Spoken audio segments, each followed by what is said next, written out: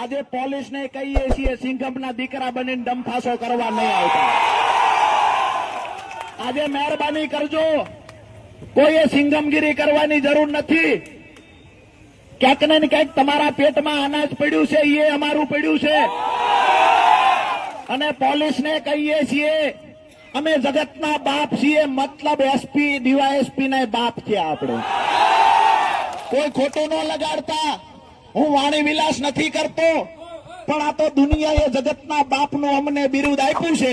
દુનિયામાં જેટલા લોકો છે એના બાપ અહીંયા આજે બોટાદમાં ઉભા છે.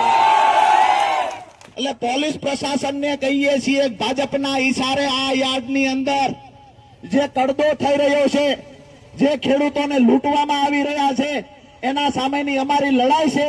આ લડાઈ પરિણામ સુધી અમે લડવાના છીએ, એ વાત નક્કી છે. બધા સાથે છો ને?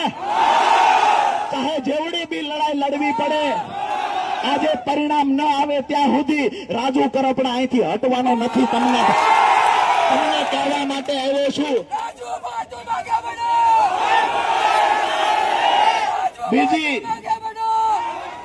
બીજી મહત્વની વાત એક કરી દઉં. યાર્ડના સત્તાધીશો કેટલા દૂધે ધોયેલા એની ટૂંકી વાત કરું. અહીંયા દુકાનોની ઉપર ગોડાઉનો બનાવે છે.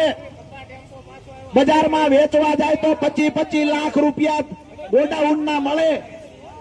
અહીંયા 10 લાખ રૂપિયામાં ગોડાઉનો આપી દેવામાં આવ્યા. 3.5 લાખ રૂપિયા એક ગોડાઉન દીઠ યાર્ડના સત્તાધીશોએ ગેરકાયદેસર એમના ખિસ્સામાં નાખ્યા છે. બીજી વાત કરું કે ઇન્સ્પેક્ટરની જરૂર નહોતી. આ તો ઘણા કહેતા હોય બોટાદ માર્કેટિંગ યાર્ડ બીજા નંબરનું યાર્ડ છે. હા,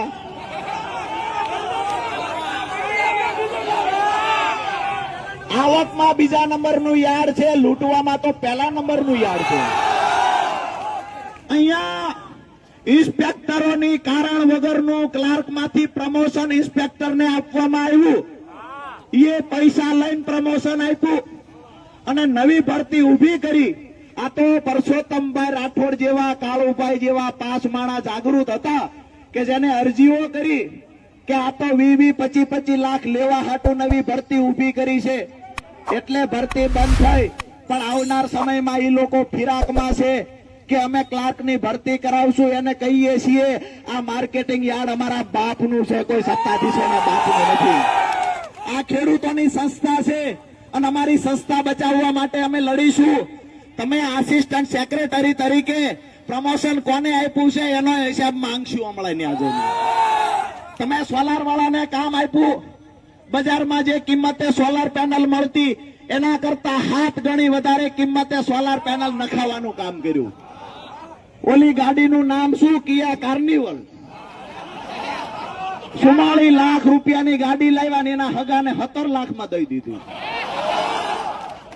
આ સંસ્થાના પૈસા હતા, આ અમારા ખેડૂતોના પૈસા હતા. તમને એવું હતું કે કોઈ હિસાબ માંગવા નહીં આવે. હવે જગતનો બાપ જાગૃત થઈ ગયો છે, હિસાબ માંગીશું.